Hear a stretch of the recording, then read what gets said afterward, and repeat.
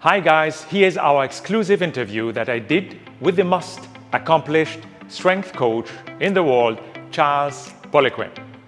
And here is his top techniques to master stress the Poliquin way.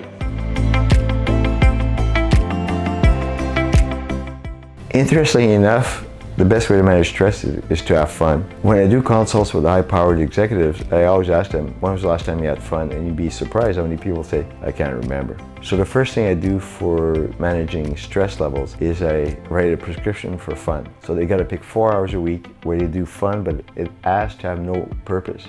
It's fun to learn something, but if you're having fun to learn and yet there's like an outcome that's just outside of fun, it's not that much fun anymore. So it could be playing with your kids. The average American father spends 59 seconds with their children. Well, if you spend more quality time with your children, that's one of the great ways to have fun. Sailing may be fun to you, or I love shooting.